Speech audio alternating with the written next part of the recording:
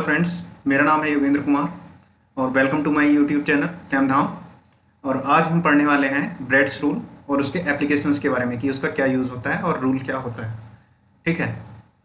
और इससे पहले वाली वीडियो में हमने रेजोनेंस के बारे में जाना था कि क्या कैसे कैसे रेजोनेंस के क्या रूल होते हैं, क्या होता है रेजोनेंस और किस तरीके से स्ट्रक्चर को हम निकाल सकते हैं। अगर किसी ने वो वीडियो नहीं देखी हो तो प्लेलिस्ट में जाकर देख सकता है, आपको काफ़ी हेल्प होगी उससे। ठीक है, तो शुरू करते हैं आज की वीडियो। सबसे पहले आज हम क्या पढ़ने वाले हैं, ब्रेड्स रूल के बारे में। सिंपल याद करने वाला है, इसको ध्यान रखना है कि क्या क्या रूल होते हैं, क्या क्या पॉइंट्स होते हैं। तो मैं एक एक पॉइंट्स को यहाँ पर समझाता हुआ लिखता हुआ चलूँगा कि जैसे हमने इससे पहले से पहली वाली वीडियो में हाइपर कंजुगेशन के बारे में पढ़ा था।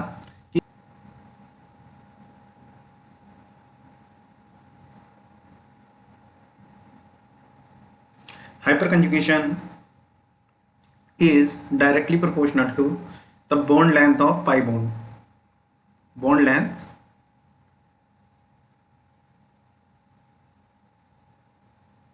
of pi bond. ठीक, फर्स्ट पॉइंट। और दूसरा चीज क्या है, इसको समझ लेते हैं कि किस तरीके से। एग्जाम्पल देखें तो जैसे कोई एल्कीन है, ठीक है, डबल बॉन्ड किस में होगा, एल्कीन के अंदर। ठीक, तो जैसे ये है, यहाँ पर सब जगह CH3 मॉलिक्यूल लगे हुए हैं टर्मिनल पर। ठीक है, इसके बाद अगर कोई दूसरी एल्कीन ले और इस पर सिर्फ हाइड्रोजन लगे हुए हों, इसमें कोई भी हाइपर कंजुगेशन नहीं हो। ठीक है, हमने उस दिन समझाया था अल्फा हाइड्रोजन्स को देखते हैं। यहाँ पर अल्फा हाइड्रोजन जितने ज़्यादा होंगे उसमें उतना हाइपर कंजुगेशन होगा। ठीक है, तो यहाँ पर कितने हाइपर कंजुगेशन किस में ज़्यादा है, इस वाले मॉलिक्यूल में। ठीक है, ए वाले मॉलिक्यूल में। ठीक, तो इसमें पाई बॉन्ड क्या कह रहा है कि hyper conjugation is directly proportional to the bond length of pi bond. मतलब जितना ज़्यादा हाइपर कंजुगेशन होगा उतनी ज़्यादा बॉन्ड लेंथ होगी पाई बॉन्ड्स की। मतलब इसकी जो ये वाला बॉन्ड है, यहाँ पर ये जो बॉन्ड है, ठीक है, ये इतना बॉन्ड, इसकी बॉन्ड लेंथ क्या होगी, बॉन्ड लेंथ क्या होगी, बड़ी होगी। ठीक है, बॉन्ड लेंथ क्या होगी, लॉन्ग होगी। और यहाँ पर हाइपर कंजुगेशन नहीं है तो यहाँ पर इस वाले पाई बॉन्ड की क्या होगी, इस पाई बॉन्ड की बॉन्ड लेंथ स्मॉल होगी। ये हमारे ब्रेड्स रूल ने एक बात बताई थी। Hyper conjugation does not work carbene and नाइट्रीन।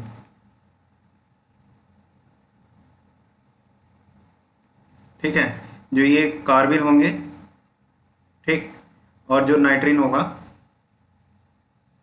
इसमें वर्क नहीं करेगी, डज नॉट वर्क। और हाइपर कंजुगेशन वर्क किस पे करेगा, ओनली कार्बोकैटायन या रेडिकल पे। ठीक है, या फिर एल्कीन पर। हाइपर कंजुगेशन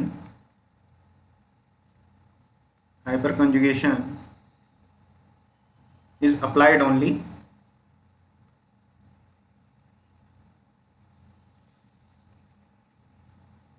कार्बोकैटायन, रेडिकल, ठीक है, और एल्कीन। ये हमारा क्या है, हाइपर कंजुगेशन का रूल है। ठीक है, इसके एप्लीकेशंस क्या है, और ये इसमें जो दूसरा पॉइंट है, hyper conjugation does not work कार्बिन and नाइट्रीन, क्यों नहीं करता है, क्योंकि यहाँ पर जो है ये हाइपर कंजुगेशन करने के बाद में न्यूट्रल बनता है। ये आपको तब समझ में आएगा जब आपको थोड़ा मैं रिएक्शन मैकेनिज्म को सिखा दूं, या फिर ये सब बच्चों को अगर मैं यहाँ पर अभी इसको एक्सप्लेन करने लगूं तो सब बच्चों को आई थिंक मुझे लगता है कि यहाँ पर समझ में नहीं आएगा। इसलिए मैं आपको ये इसका रीज़न किसी और वीडियो में या रिएक्शन मैकेनिज्म के टाइम पर बता दूंगा। ठीक है, अगर हम हाइपर कंजुगेशन में क्या देख रहे थे, हाइड्रोजन की इलेक्ट्रॉन डेंसिटी। ठीक है, हाइड्रोजन को यहाँ पर क्या करना था,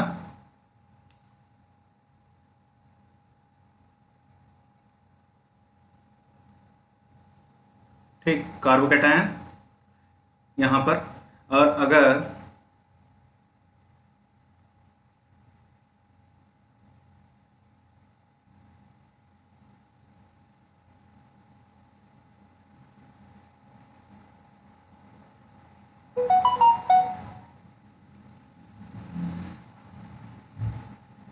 ठीक है, अगर इन मॉलिक्यूल्स में, अगर इस कार्बोकैटायन में अगर हम इलेक्ट्रॉन डेंसिटी की बात करें कि इलेक्ट्रॉन डेंसिटी कौन सबसे ज़्यादा ट्रांसफर करेगा, तो इसमें अगर हाइड्रोजन के आइसोटोप्स की बात कर लेते हैं तो हाइड्रोजन के 3 आइसोटोप्स होते हैं, हाइड्रोजन, ड्यूटेरियम एंड ट्राइटेरियम।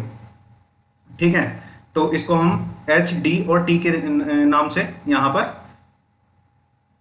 देखते हैं। ठीक है, और इसमें अगर हम इलेक्ट्रॉन डेंसिटी की बात कर लें कि इलेक्ट्रॉन डेंसिटी की टेंडेंसी क्या होगी, इलेक्ट्रॉन डेंसिटी किसकी सबसे ज़्यादा होगी, इलेक्ट्रॉन डेंसिटी सबसे ज़्यादा टी वाले की, फिर ड्यूटेरियम की और फिर हाइड्रोजन की।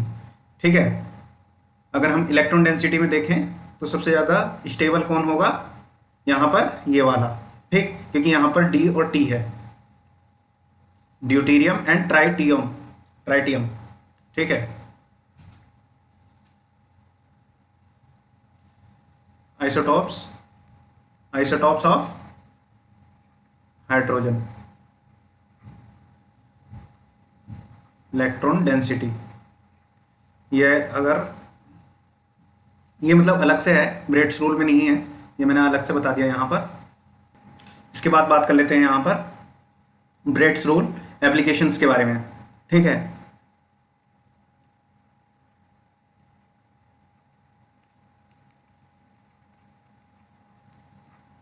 एप्लीकेशन,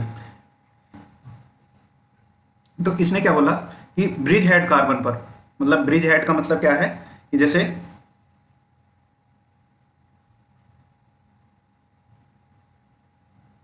ये ब्रिज हेड कार्बन है, यहाँ पर कोई कार्बन है, एक ये कार्बन है और एक ये कार्बन है।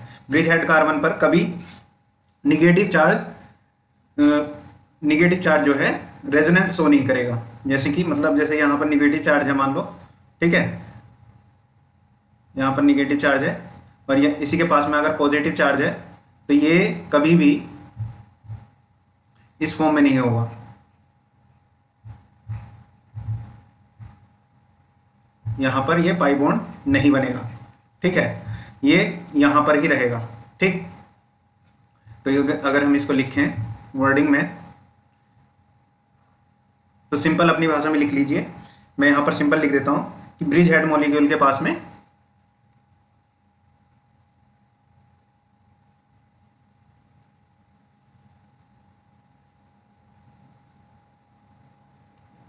ब्रिज हेड मॉलिक्यूल में ब्रिजिंग कार्बन पर,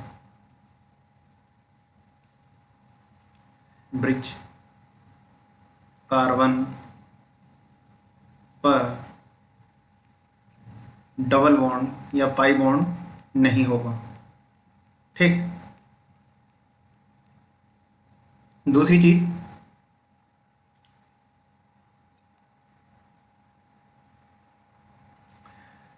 क्या है इसमें, जैसे कि यहां पर कोई मॉलिक्यूल है,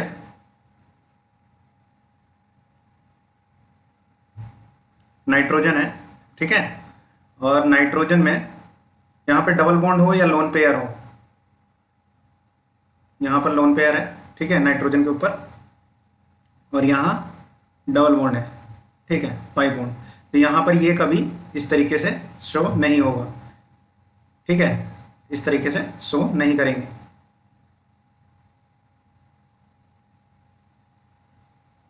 तो ये यहां पर यही रहेगा, लोन पेयर ब्रिज पर ही रहेगा। ठीक है, कार्बन हो या कोई भी हो, अगर किसी के पास लोन पेयर है तो ये lone pair never show resonance.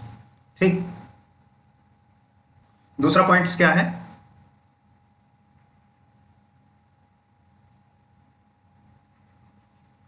कि कभी भी 6 7 8 रिंग,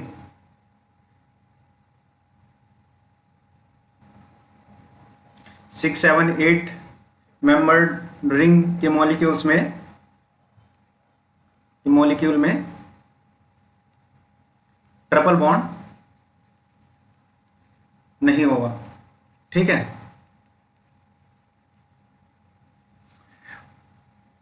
ब्रिज हेड के पास में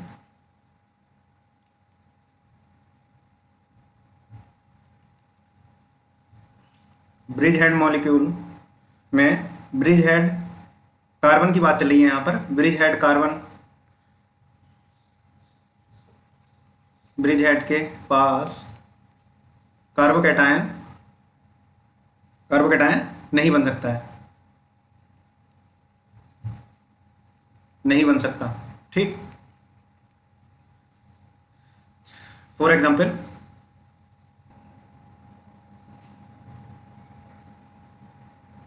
यहां पर कार्बोकैटायन नहीं बन सकता है, क्योंकि कार्बोकैटायन बनने के लिए क्या होना चाहिए, कार्बोकैटायन में कौन सा हाइब्रिडाइजेशन होता है, कार्बोकैटायन में sp2 हाइब्रिडाइजेशन होता है। और sp2 का मतलब क्या है, प्लेनर, और ब्रिज हेड पर कभी भी प्लेन मॉलिक्यूल नहीं बन सकता है। ठीक है,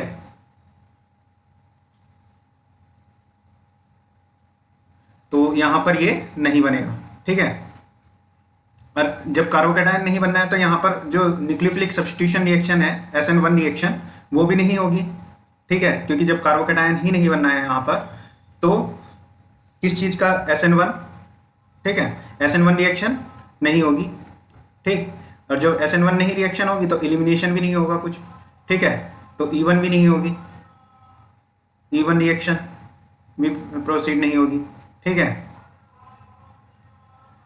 तो इसी तरीके से, और ये इससे पहले वाला एग्जाम्पल जो ये वाला किया था नाइट्रोजन वाला, तो ब्रिज हेड यहां पर लिख देते हैं, ब्रिज हेड मॉलिक्यूल में ब्रिज हेड का lone pair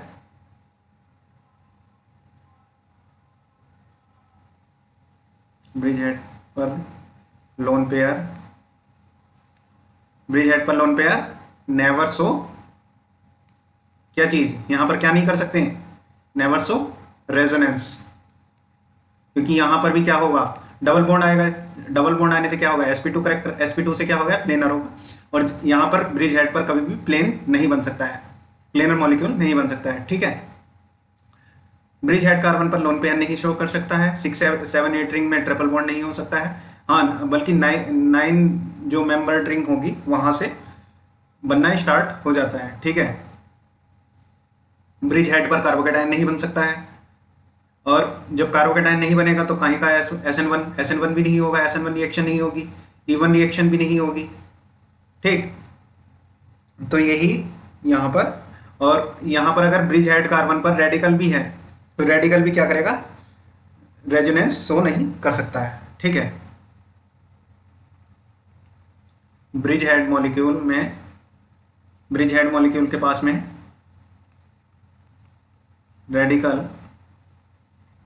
radical never show resonance.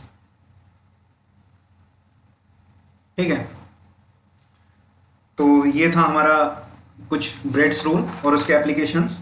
ठीक है, तो इसमें इसी से कॉन्सेप्ट मिलता है जिसको हम यहां पर क्या बोलेंगे, लोकलाइज्ड और डीलोकलाइज्ड।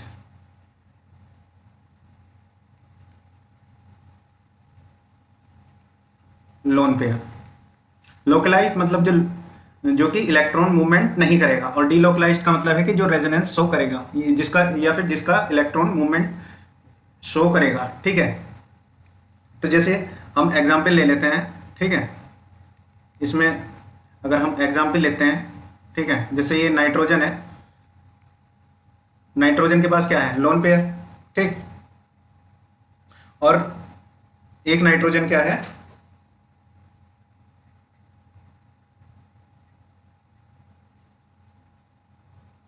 यहां पर ये है। ठीक है, तो इसमें which one is more basic, A and B. ठीक है, ए और बी में, इन दोनों मॉलिक्यूल्स में कौन सा बेसिक होगा, कौन सा लोन पेयर बेसिक होगा, मोर बेसिक होगा। ठीक है, यहां पर क्या होगा,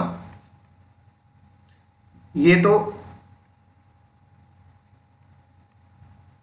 नाइट्रोजन है, यहां पर लोन पेयर है। लोन पेयर के पास क्या है, डबल बॉन्ड।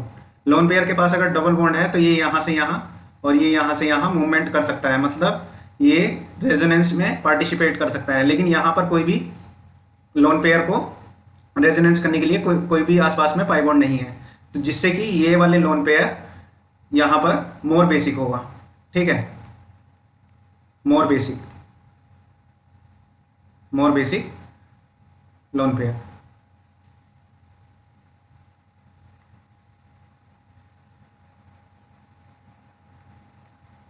और यहां पर ये लोन पेयर क्या है, behave like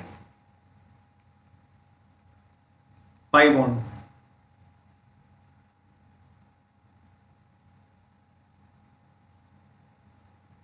behave like pi bond. तो इस तरीके से हम यहां पर लोकलाइज्ड और डीलोकलाइज्ड लोन पेयर को दे सकते हैं। जो मॉलिक्यूल रेजोनेंस में पार्टिसिपेट करता है, इसको हम डीलोकलाइज्ड लोन पेयर, यहां पर ये क्या है, डीलोकलाइज्ड लोन पेयर, और यहां पर ये क्या है, लोकलाइज्ड लोन पेयर। इसके और भी एग्जांपल्स देखते हैं।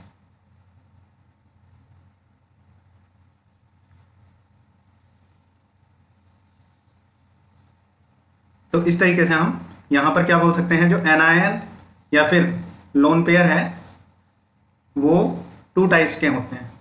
मतलब टू टाइप्स के कौन कौन से,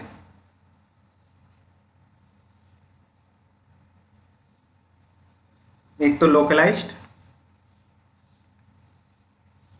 और एक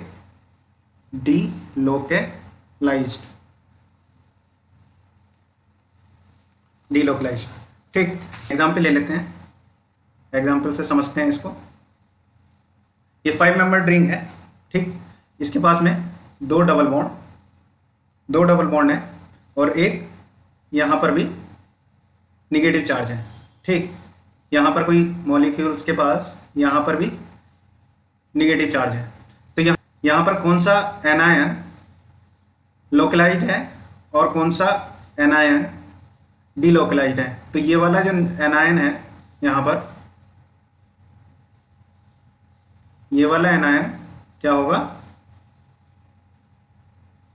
ये पाई बॉन्ड है इसके पास में, तो यहां पर behave like a pi bond.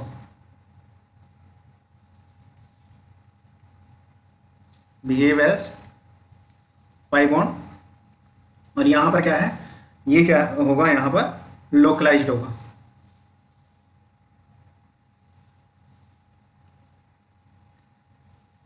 Behave as a anion.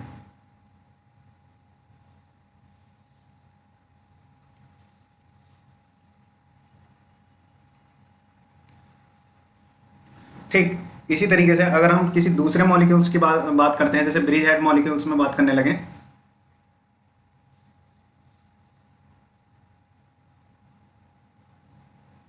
Bridge head molecule में एक निगेटिव चार्ज यहां बना देते हैं और दूसरा निगेटिव चार्ज यहां बना देते हैं, और यहां पर रेजोनेंस के लिए ये बना देते हैं। ठीक है, तो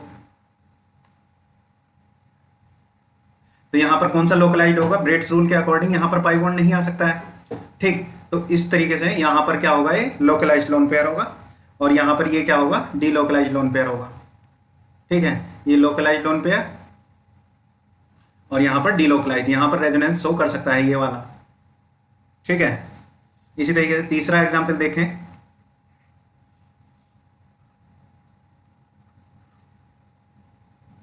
तो अगर हम एक ही मॉलिक्यूल बना देते हैं, थोड़ा उसी में सब कुछ समझा देते हैं। ठीक है, अगर लोन पेयर यहां पर है,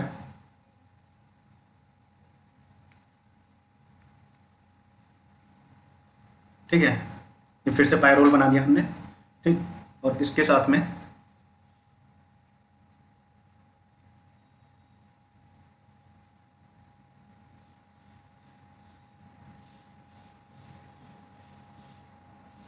इसके पास भी लोन पेयर, यहाँ पर भी लोन पेयर, और यहाँ पर हाइड्रोजन।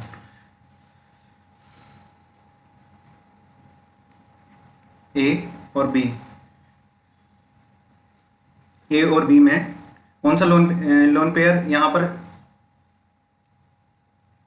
और चौथा मॉलिक्यूल है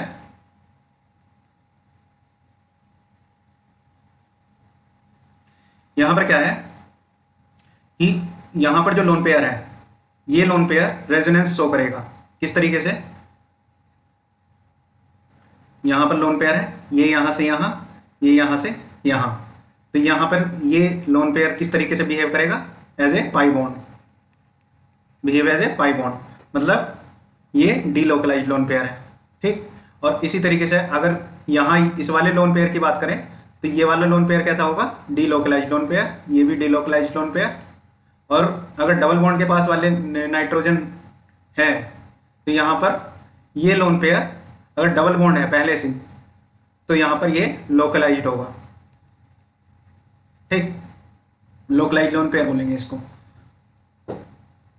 क्योंकि ये जब स्ट्रक्चर में होता है तो ये प्लेन से बाहर चला जाता है, जिससे ये डीलोकलाइजेशन में पार्टिसिपेट नहीं करता है। ठीक है,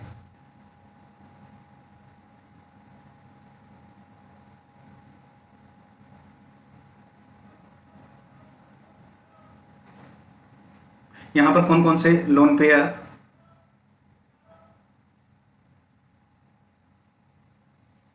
अगर यहाँ पर हम इनको नंबरिंग कर दें 1 2 3 4 5, तो कौन कौन से लोन पेयर यहाँ पर लोकलाइज्ड होंगे और कौन कौन से लोन पेयर डीलोकलाइज्ड होंगे, वो हम यहाँ पर देखने वाले हैं। तो जैसे ये नाइट्रोजन है, नाइट्रोजन के पास में डबल बॉन्ड नहीं है, और ये नाइट्रोजन के पास में बिल्कुल नाइट्रोजन से दूसरे कार्बन पर यहाँ पर डबल बॉन्ड है, मतलब यहाँ से ये रेजोनेंस में पार्टिसिपेट कर सकता है। तो यहाँ पर ये कौन सा होगा, 1 वाला 1, और इसके बाद में दूसरा देखते हैं कोई, ये वाला नाइट्रोजन, 4th वाला नाइट्रोजन क्या होगा, 1 और 4 क्या होंगे, डीलोकलाइज्ड लोन पेयर होंगे। और सेकंड वाला, 3rd एंड 5th, ये तीनों कौन से होंगे, ये लोकलाइज्ड लोन पेयर होंगे। ठीक है, क्योंकि ये रेजोनेंस में पार्टिसिपेट नहीं करेंगे, और जो लोकलाइज्ड लोन पेयर होता है वो मोर बेसिक होता है। ठीक है,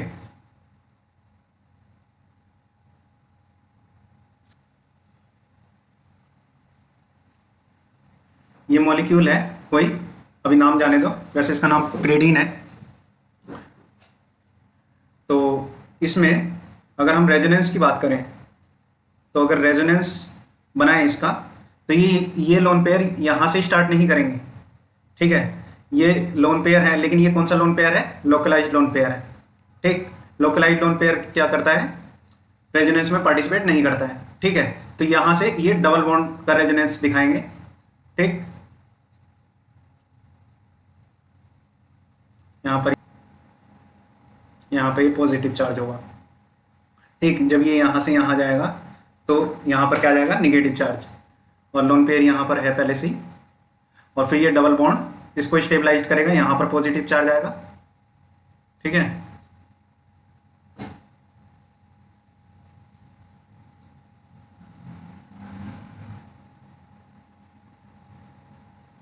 यहाँ डबल बॉन्ड, यहाँ डबल बॉन्ड, यहाँ पॉजिटिव चार्ज, और फिर 3rd वाले में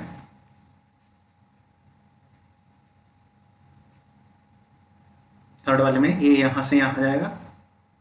ठीक, और यहाँ पर पॉजिटिव चार्ज आएगा।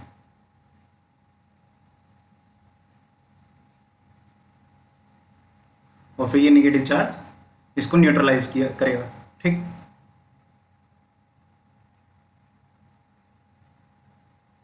तो यहाँ पर कितने रेजोनेटिंग स्ट्रक्चर बने, 1 2 3 4 एंड 5। ठीक है, तो ओवरऑल हम क्या कह सकते हैं कि यहां पर इलेक्ट्रॉन डिफिशियंसी किस किस कार्बन पर है, वो हम यहां से बता सकते हैं कि जैसे इस कार्बन पर और इस कार्बन पर, ठीक, इस कार्बन पर नहीं होगी।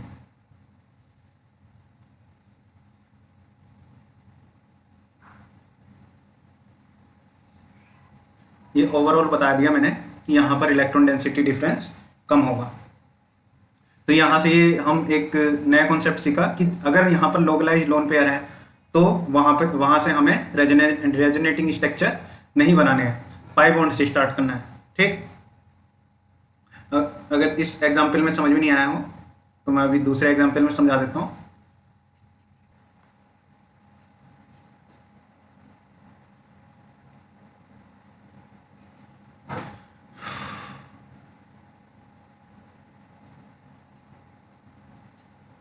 यहाँ पर हमने क्या देखा कि नाइट्रोजन पॉजिटिव चार्ज एक यहाँ पर आ रहा था, एक यहाँ पर और एक यहाँ पर पॉजिटिव चार्ज, ठीक है। तो ये हमारे इलेक्ट्रॉन डेंसिटी की डिफिशियंसी है इस कार्बन आइटम पर। अगर हम यहाँ पर किसी पेरोक्सी एसिड से रिएक्शन करा देते हैं तो नाइट्रोजन के पास में क्या आ जाते हैं, यहाँ पर नाइट्रोजन के पास क्या आ जाएगा, ऑक्सीजन।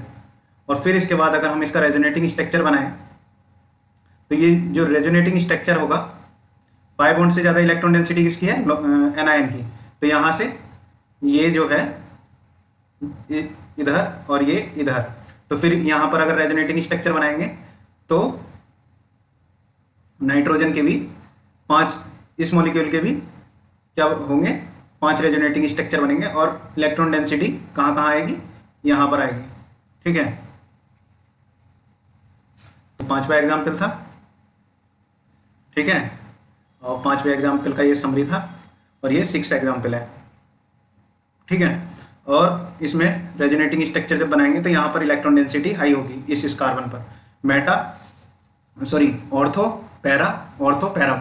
ऑर्थो पैरा पोजीशन पर यहाँ पे क्या होगी, इलेक्ट्रॉन डेंसिटी हाई होगी, और यहाँ पर ऑर्थो पैरा पोजीशन पर क्या होगी, इलेक्ट्रॉन डेंसिटी डिफिशियंसी होगी, ठीक है। तो यहाँ पर हमने 2 चीज़ सीखी, एक लोकलाइज लोन पेयर और एक डी लोकलाइज लोन पेयर, ठीक है। इसके बाद अगर हम रेजोनेटिंग स्ट्रक्चर की बात करें तो जो 7th एग्जाम्पल है,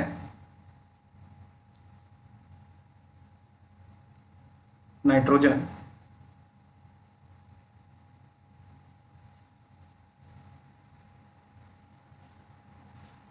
यहाँ पे कुछ भी लगा दो, CH3 वगैरह लगा दो, ठीक है।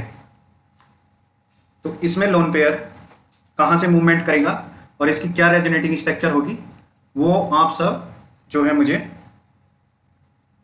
कमेंट बॉक्स में बता देना है कि कितनी नंबर ऑफ रेजोनेटिंग स्ट्रक्चर क्या होंगे इसके और बनाने हैं, ठीक है। तो ये आपका होमवर्क है, कमेंट में बताइए मुझे कि ये यहाँ पर कमेंट कीजिए इसका आंसर। तो आज की वीडियो के लिए इतना ही, थैंक यू।